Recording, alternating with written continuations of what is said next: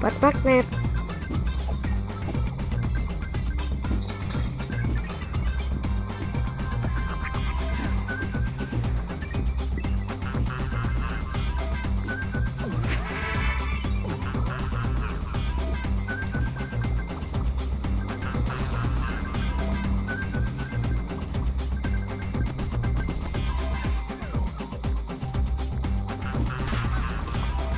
Kalah.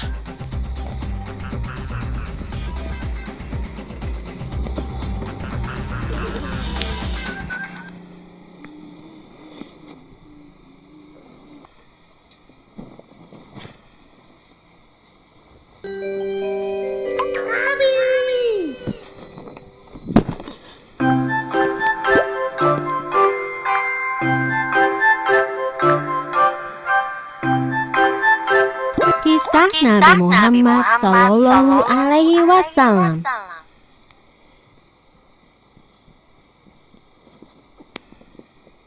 Kaum Quraisy menggunakan berbagai macam cara untuk melawan Nabi Muhammad.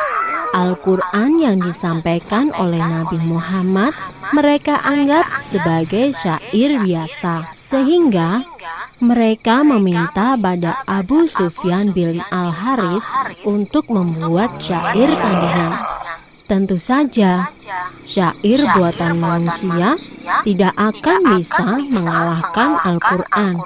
Gagal dengan rencana pertama, kaum Quraisy melaksanakan rencana kedua. Mereka mulai menakut-nakuti, bahkan menyiksa para pengikut Nabi Muhammad. Meskipun sangat membenci Nabi Muhammad, kaum Quraisy tidak berani mengganggu Nabi Muhammad secara langsung. Itu karena sang Nabi berasal dari salah satu kabilah terpandang. Namun lain halnya dengan Abu Jahal. Ia adalah paman Nabi Muhammad. Hal ini sangat membenci Nabi Muhammad. Suatu hari, ia membawa sebuah batu yang sangat besar bermaksud untuk membunuh Nabi.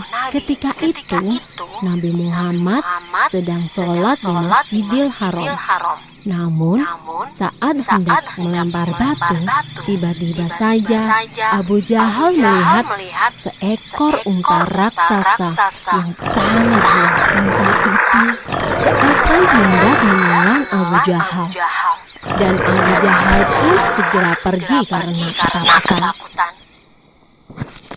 Percobaan pembunuhan kepada Nabi Muhammad selalu dilakukan secara diam-diam. Setelah Abu Jahal gagal, kini giliran Abu Lahab yang bertindak. Ia mencoba membunuh Nabi dengan cara menjerat leher Nabi menggunakan sebuah selendang. Saat itu muncullah Abu Bakar. Ia segera mendorong Abu Lahab dan melepaskan belitan selendang itu dari leher Nabi Muhammad. Sekali lagi Nabi Muhammad berhasil selamat. Namun sebagai akibatnya Abu Bakar menjadi sasaran serangan Abu Lahab. Pada tahun terkenalnya dua tokoh besar Hamzah bin Abdul Muthalib dan Umar bin Khattab. Dengan masuknya kedua tokoh ini, kekuatan kaum Quraisy semakin berkurang. Kaum muslimin, para pengikut Nabi, semakin berani melakukan sholat di depan Ka'bah. Namun, sikap kejam kaum Quraisy tidak berhenti sampai di sini.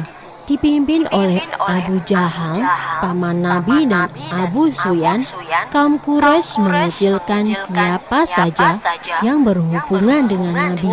Akibatnya, para pengikut Nabi terpaksa pindah dari Mekah. Dan saat itu pula, Khadijah dan Abu Thalib meninggal dunia. Dua orang yang sangat penting dalam dakwah Nabi. Setelah Khadijah meninggal, Nabi Muhammad pergi ke Thaif untuk berdakwah kepada kaum Tsaqif. Namun, orang-orang di Thaif menolak kedatangan Nabi. Mereka mengusir Nabi Muhammad dan rombongannya. Mereka bahkan menghina, melecehkan, dan melempari Nabi dengan batu. Sungguh berat cobaan yang dialami Nabi Muhammad dalam berdakwah.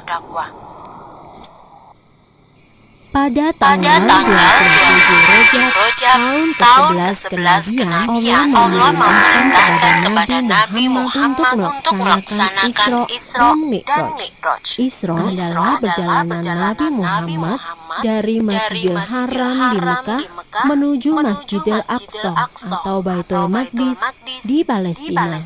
Sedangkan Mi'raj adalah perjalanan Nabi Muhammad dari Masjidil Aqsa ke langit ketujuh atau Sidratul Muntaha.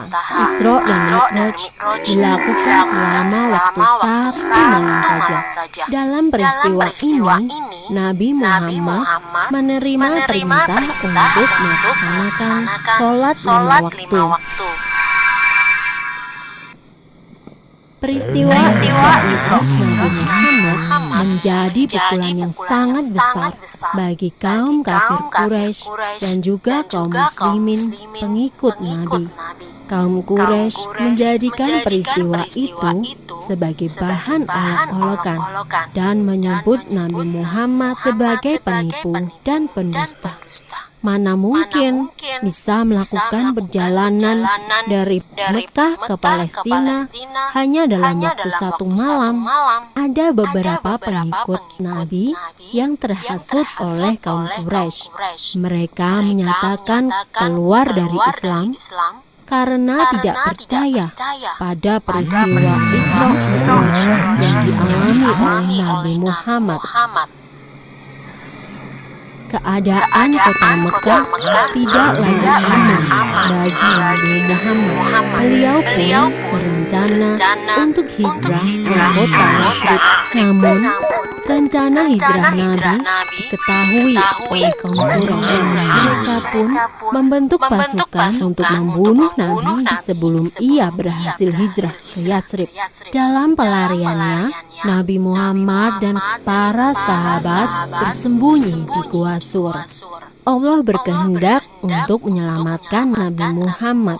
Dibuatnya sebuah sarang laba-laba di mulut gua dan sarang burung merpati yang sedang mengeram. Pasukan Quraisy berhenti di depan Gua Sur. Namun, mereka melewatinya begitu saja. Menurut mereka, tidak mungkin Nabi bersembunyi di dalam gua tanpa merusak sarang laba-laba dan burung merpati.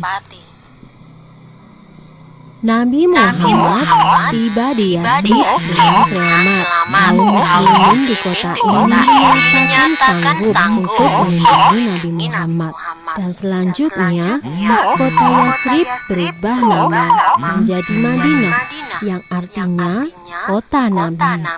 Selama Nabi tinggal di Madinah, sempat terjadi beberapa peperangan melawan kaum Quraisy yang terus saja mengejar Nabi Muhammad. Namun, berkat perlindungan Allah, kaum muslimin di Madinah semakin kuat. 8 tahun setelah hijrah ke Madinah, Nabi Muhammad melakukan perjalanan pulang ke Mekah. Kali ini, Nabi Muhammad diiringi oleh para pengikutnya yang berjumlah 10.000 orang. Melihat banyaknya kaum muslimin yang menemani Nabi Muhammad, pemimpin Quraisy pada waktu itu, Abu Sufyan bin Harb, menemui Nabi Muhammad dan menyatakan diri masuk Islam. Setelah itu, hampir semua kaum Quraisy menyatakan diri masuk Islam. Dengan demikian, kota Mekah dapat ditaklukkan tanpa perlu ada peperangan dan pertumpahan darah. Setelah Mekah berhasil dikuasai tanpa peperangan, langkah pertama yang dilakukan oleh Nabi Muhammad adalah membersihkan Ka'bah dari berhala-berhala.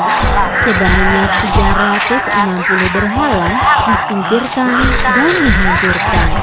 Tak lama kemudian, para pemimpin dari seluruh penjuru Arab menyatakan diri untuk masuk Islam dan tunduk pada orang-orang tiada. Setelah Mekah berhasil dikuasai oleh peperangan, langkah pertama yang dilakukan oleh Nabi Muhammad adalah membersihkan dari berhala. Sebanyak 360 berhala disingkirkan dan dihancurkan. Tak lama kemudian, para pemimpin dari seluruh penjuru Arab menyatakan diri untuk masuk Islam dan tunduk pada peraturan Islam.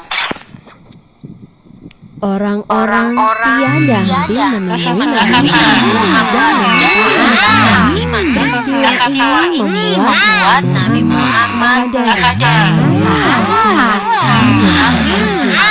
Kemudian beliau beserta 100.000 kaum muslimin mengerjakan haji wada atau haji penghabisan. Ketika Nabi berada di padang Arafah, turunlah surat Al-Maidah ayat 3. Itulah wahyu terakhir yang diterima oleh Nabi Muhammad, dan pada tanggal 12 Rabiul Awal tahun Hijriah, Nabi Muhammad wafat. Pesan terakhir Nabi Muhammad adalah tinggalkan untuk kamu dua perkara. Tidaklah kamu akan tersesat selama-lamanya selama kamu berpegang pada dua hal, yaitu Kitabullah atau Al-Quran dan Sunnah Rasulnya. Selesai. Wahyu terakhir yang diterima oleh Nabi Muhammad adalah surat Al-Maidah ayat 3. Pada hari ini telah kusempurnakan untuk kamu agamamu, dan telah kucukupkan kepadamu